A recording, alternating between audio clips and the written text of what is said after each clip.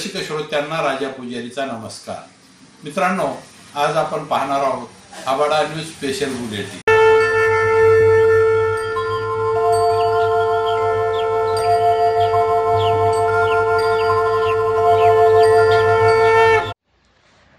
पोलिसांनी लाल दिव्याच्या गाडीत बसून टाकला दरोडा. पोलीस बनले दरोडेखोर. तुम्हालाही ऐकून धक्का बसला असेल ना, पण हे वास्तव आहे. हो, तसं झालंय. वर्दीतले रक्षकच भक्षक झाले आहेत. ही घटना घडली धुळ्यात. मुंबई आग्रा राष्ट्रीय महामार्ग आणि तेथून गुजरातला जाणारी वाहन हे त्यांचं टार्गेट होतं. या महामार्गावर चक्क लाल दिव्याची गाडी घेऊन हे वर्दीतले दरोडेखोर फिरायचे. पण हे सदरक्षणाय खलीनिग्रहणाय हे बिरुद असलेल्या पोलीस खात्याचे अधिकारी होते. सहाय्यक पोलीस निरीक्षक बिपिन पाटील आणि त्यांचा साथीदार पोलीस कर्मचारी इम्रान शेख महामार्गावर येणारे वाहतूक ट्रॅक्टर हे त्यांचे टार्गेट होते. आपण जीएसटी अधिकारी आहोत असे सांगून ते ट्रक मालकांना लाखोला लुटत होते. हे बरेच दिवसापासून सुरू होतं. पण एक दिवस एक प्रकरण त्यांच्या अंगलटच आलं आणि त्यांचा पर्दाफाश झाला.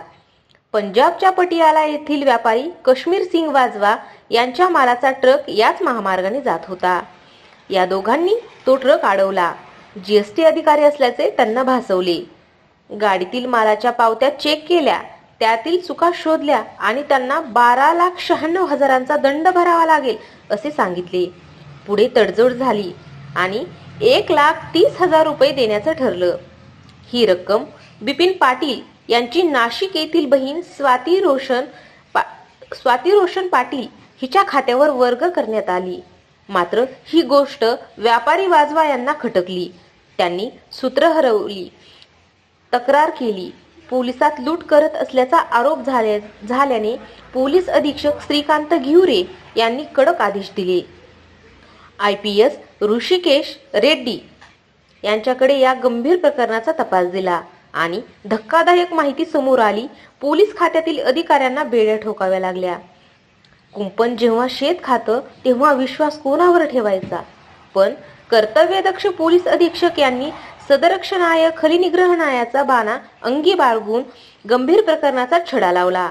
त्यामुळे वर्दीतल्या एक दोघांचा निषेध होत असला तरी कर्तव्यदक्ष पोलिसांचे सर्वत्र कौतुकच होत आहे.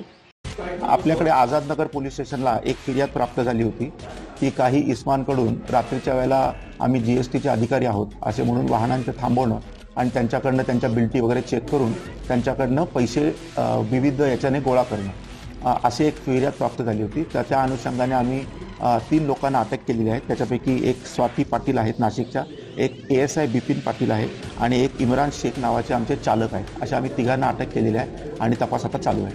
याच्यामध्ये एक आरोपी आहे XYZ, तो सध्या फरार आहे. तो देखील आज अटक होण्याची शक्यता आहे. त्याच्यानंतर तपासाला अजून गती येईल. वसुली अजून करण्यात आलेली नाही. साधारणतः 71 लाखाचा आत्तापर्यंत त्यांनी पैसे घेतले असं तपासात निष्पन्न होत आहे. आरोपींना काल रात्रीच अटक झाली आहे. त्यांचं इंट्रोगेशन अजून चालू आहे. हळूहळू आपल्याला तपासामध्ये प्रगती कळेल. मी सांगितलं ना, ते आम्ही स्वतः GST अधिकारी आहोत असे ते सांगायचे आणि लोकांकडनं, ड्रायव्हरकडनं, चालकाकडनं त्यांची बिल्टी चेक करून ते ऑनलाईन ट्रान्झॅक्शन देखील करत होते. या दोघांनी आतापर्यंत जवळपास 71,33,984 रुपयांची लूट केल्याचं समोर आलंय. हा आकडा अजून वाढण्याची शक्यता आहे. हे एक मोठं रॅकेट असण्याचीही भीती पोलिसांनी व्यक्त केली आहे. हा पसारा खूप मोठा असल्याचे मानले जात आहे. यातील छोटे मासे गळाला लागले असले तरी लवकरच मोठे मासेही गळाला लागतील असं मानलं जात आहे. धुळ्यात दरोडेखोर पोलिसांकडून हा प्रकार मोठ्या चर्चेचा विषय बनला आहे. मित्रांनो, तत्पूर्वी आपलं आवडतं आबाडा न्यूज चॅनल सबस्क्राईब केलं नसलं तर सबस्क्राईब करा आणि लाईक करा. बेल आयकॉन दाबून आपली पसंती कळवा.